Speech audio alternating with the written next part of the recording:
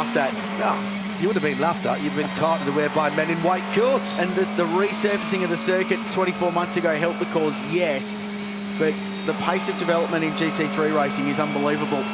And we spoke yesterday about the goalpost being moved with what Shane Van Gisbergen did for pole, and they continue to be so. And don't forget, there is a tyre war. 2 different companies here supplying tyres.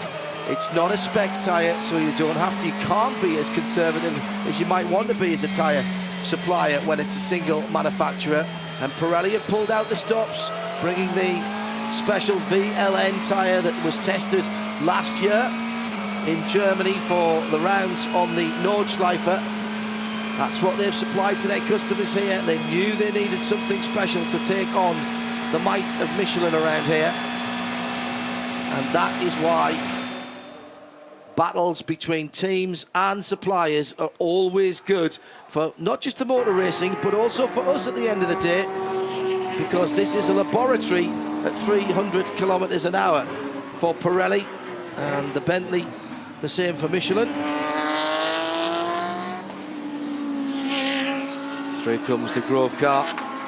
Stephen Grove behind the wheel of that machine, the Grove Hire car. That is a big party in Prospect as well. The tension up and down the garage is immense, isn't it? Oh yeah, because it's still tense. In 11 seconds, we've become accustomed to these last lap shootouts at Mount Panorama, but we need to remember they've been racing for 12 hours. 11 seconds covering 2 cars after 12 hours, and 40 seconds covering 4 of them is unbelievable. It shows how competitive this race has been and how deep the field is, that we can even get to that point and talk about the race changing hands in the final half an hour. Because endurance races of old, you'd be winning by 6 laps. Yeah. And we'd be inventing things to think about. Tension down in the Nismo camp. Great collaboration between the UK, Australia and Japan to put this program together. And should they end up second, it's certainly no dishonour after a victory last year. It's not a bad defence of your Bathurst title. They will look back on the early sessions, I think, at Nissan and just wonder why they couldn't get the balance of the car better in those early sessions. Qualifying 13th ultimately didn't hurt them that much, but there was clearly something not quite right with that new car. That's not the same car that won last year. There have been some revisions and perhaps there's still a little learning process, but it will be back next year. Nissan Australia have bought the car and it will race again at this race in 12 months' time, and we hope to see it out in some of the late season Aussie GT races. That's the gap between first and second. That's what it looks like on Conrod Straight. It didn't look the force that it was in 2015 for much of the week, did it, the GTR, but it came into its own during the race. And Chio has been magnificent in pursuit of Shane Van Gisbergen, a man that, let's face it guys, has been a level apart from much of the rest of the grid. Can you remember any fumble or mistake by the Nissan? No, and as far as I can recall, they've only been passed on track once or twice today. A couple of times in pit lane, hasn't quite worked, but they've been immense. Unbelievable performance. 11.8. Chio takes more time out, and he's still going very close to the personal best lap of the car. 7 minutes. The fact Van Gisbergen did a 2:01.5 on lap 23 was another. The lap after that, he did a 1:06, so he backed up that. He's the only car to do a 2-minute and 1 in a motor race at Mount Panorama ever, and he did a couple of them, and that showed their superiority. That was just a warning early on this morning that, bang, we've got this if we need it. How big is this going to be for McLaren, Graham? You mentioned that they haven't won any of the really big international races since 1995. The whole of the GT programme is at Woking. It's going to be huge because McLaren's first effort at GT3, great looking car, but really wasn't quite the full ticket. Though we saw the car have some fantastic runs, including here, but this is a whole different ball game, and what they're looking for is a 200-mile-an-hour billboard, and that's exactly what they've got here. Ashley Vettiger has tweeted in using the hashtag B12HR. What's the marks on the windows, the windscreens of the Techno cars? It's just a little place where, see them there, they've either got some dirt on it or it's a little bit of dirt that's got under the 2 layers of the tear-offs. You can still see this tear-offs if you look to the extreme left-hand side of the windscreen. You can see a little dark triangle there. That's where the mechanic would get hold of it and peel off the thin film. And that's either just a little bit of dirt that's on there that they haven't wiped off, or it's just got between the two layers and they've just sort of delaminated the two very thin layers of plastic. And these windscreens with the tear-offs are actually built in together. In one piece. Well, what they don't do is fit the tear-offs to an old windscreen. No, that's right. The windscreen is out of the car, and the tear-offs, sometimes up to 6 or 7 different layers, which have to be, of course, absolutely optically correct. It's a very, very skilled job to get it done. 10.2 seconds, but only 5 minutes remain now. He's going, is Chio, 2:03.2 last time round. It's only 2/10 slower than his best lap of the motor race. We should mention McLaren have brought an army with them here, 15 people from the UK, including a lot of the head honchos of their GT program. Andrew Kokotti, who's raced in this race, is here. Baz Linders, who's taking over their GT program, is here. Dave Eden, who's the head of PR for McLaren Road Cars and their GT program, is here. So they've brought this in force, and it's been an amazing result. It's the first time they've thrown everything they've got at this race. They've had a toe-in-the-water exercise for the last couple of years with Tony Quinn's team. It's a privateer entries, 2-car team, Techno Autosports partnering up. It's been an enormous, enormous program. If we go to the end of the race, we'll have done 1 hour and 19 minutes safety car free. Already we're at the second longest green flag stint, and we have seen the cars performing to their best along with the teams and drivers. 29 different lead changes in the race. That is a record for the Liqui Moly Bathurst 12 Hour between 8 different cars. And Chio still pushing the fastest first sector for the car. If these guys are going down, they're going to go down with honour. Yeah, it's insane, isn't it? There's margin 10 seconds. It's under that now. You can never give up at Mount Panorama. People tuned in around the world to the last 3.5 minutes. Well, thanks to our streaming partners for a superb international stream that has garnered compliments and comments from literally around the globe, taking the 2016 Liqui Moly Bathurst 12 Hours to a bigger global audience than ever before, as well, of course, as being flag to flag here in Australia on 7 and 7 mate. And still the Bentley pushing on with 11 seconds to go. 2:02.9 for Chio. 8.4 seconds with 3 minutes remain. 1.7 seconds out of Shane van Gisbergen last time round. He is going down swinging. Fastest lap of the car for the day on lap 295.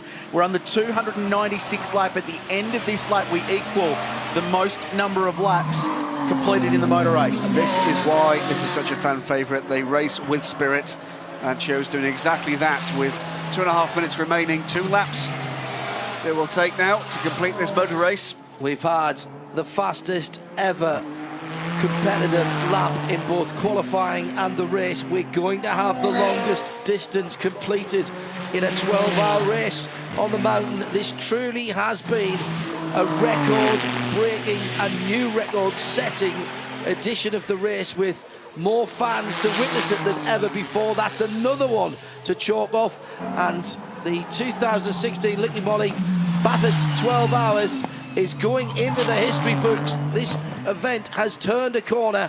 It's international and global in every sense of the word. Look at the drivers, look at the manufacturers who are in the top positions. McLaren, from Nissan, from Bentley, from Audi, from Mercedes-Benz, the top 5. Chio has taken 2.3 seconds out of the leader in the first 2 sectors of this lap. Yes, Shane van Gisbergen will be in more or less a cruise mode to get home, but it's going to be a lot closer than we thought. There he is, that's the gap, it's visual. So this should be the start of the last lap for Shane van Gisbergen as he comes through. There's 1 minute and 5 to go. It's 5:43 local time, plus 1 lap. Here comes Chio. What time does he do? It's a 2:02.46. It's 5 seconds. 5 seconds for the final lap of the 2016 Bathurst 12 Hour. You can almost see him. He's just over the brow. You just won't be able to see him. Surely not. Surely not. 297th lap of the motor race, a record. There could be no stumble from Van Gisbergen here with traffic, and Chio is on an absolute tear up Mountain Straight through Griffins. Again, the script writers have come up with an absolute classic. If you wrote this down, they'd call it fiction, as they're going up the hill now for what we believe is the final time. And Chio is within sight now. The marshals are clapping Van Gisbergen. Van Gisbergen is enjoying the evening sunshine, and Chio-san is still keeping him honest. 1.3 seconds closer in the first sector. The gap now down to under 4 seconds. And Chio is coming hard. Has he just timed this to perfection? Shane Van Gisbergen, surely this can't be taken away from Techno now. He's got a clear run ahead of him. Not much traffic to trim him up now, Trailsy. Confirming final lap. Into the elbow for the final time. Shane Van Gisbergen for Techno Autosports McLaren. You can see the Nissan in the rearview mirror. It's another second gone in the second sector. Chio is absolutely flying. He's Can catching Van it. Gisbergen erase the memories of Techno in 2014? The teams are on the pit wall. Everyone is on the Lucknemolly start-finish straight. Van Gisbergen will be able to see the bright white headlights. He's got 3 corners as he comes through the Caltex chase for the last time. He'll just come down the hill towards Maguire's. The crowd, you can hear the crowd over the noise of the racing cars. Shane Van Gisbergen can kick out the clutch. He's going to win it, but just Techno take it in 2016. What a motor race. Chio across the line. 1.2 seconds. 1.2 seconds. What an astonishing end to that race. That is amazing. Chio threw everything he had at Shane Van Gisbergen. He fell 1.2 seconds short. What a motor race. To complete the podium. Stephen Kane for Bentley. Denied in the final corner last year. Agonisingly close to a podium on debut at Mount Panorama. The famous British mark. Well, they're going to bounce back with Matt Bell and Stephen Kane. Amazing stuff. Shay. Jono Webb, that was much closer than we thought it would be. Your heart was beating like crazy, but congrats, you've won the 12 Hours of Bathurst. How are you feeling? Oh, it's amazing. I mean, couldn't keep the butterflies down for the last hour or two. Once we had that last stop and we were pushing on, and look, Shane drove amazingly. All the boys have done a fantastic job, and what an awesome introduction for Techno to McLaren GT. Congrats, and can't wait to hear from Shane. Thank you. Last time we saw a major endurance race won by McLaren was 2012, the Barcelona 24 Hours. We've seen wins in sprint racing in the United States and in Europe. But the last time we saw a race bigger than this won by the guys from Woking, it was 1995, and it was the Le Mans 24 Hours. What lies ahead for that grand British mark? Yannick Dalmas and JJ Lato part of that. And Masinora Sakaya. Correct, yep. As part of that squad, an amazing victory. Bentley on the podium, so that's an enormous result. As Shane Van Gisbergen brings the 59 car. He set the qualifying lap record, the fastest ever lap of Mount Panorama. Yesterday in qualifying, he won the Alan Simonson Pole Award. He's broken the outright lap record in today's motor race. You have to say that was an absolutely magnificent race, and made at the very end there by the fighting spirit of Nissan, the Nissan GTR, and excuse me, Katsumasa Chio. But this man has just bossed it all weekend. Yeah, what a race. It's been an inspiring performance from him, and the way he's driven this racing car and asserted his authority when he needs it. Beretta's got the winner. Well, Shane Van Gisbergen, what an incredible weekend it's been, from pole position through to lap records for the race and through to the win tonight. What a gutsy driving effort it's been by you. Congratulations.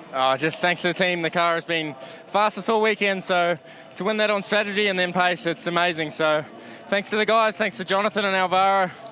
Big heart in the mouth moment when it stopped earlier, but she hung on for the rest of the weekend, so awesome. It's a real fighting effort all day. Tell me about that Nissan coming up behind you. Were you aware of the Nissan closing? Yeah, we had him covered, so anytime he did a lap, I just stuck the knife in and did the same. So just got it to the end. Bloody great. How good was this car? Oh, it's awesome. This is the car I raced in Europe, so she's a beauty. All right, let's have a moment, catch up with John on the team. Well done. And Alvaro Parent gets a Bathurst victory as well on his debut on the mountain. What a performance. 5 different brands in the top 5 for the second time in 2 years at Mount Panorama. And McLaren becomes the 5th different brand from 6 GT encounters on the mountain. So the diversity continues. Confirm the final results. It was McLaren, and we should mention the first win for Pirelli here as well. They threw everything they had it this weekend, and they delivered in the end. A runner-up result for the defending champions, and Bentley finally on the podium. Phoenix Racing, former winners, fought like anything. And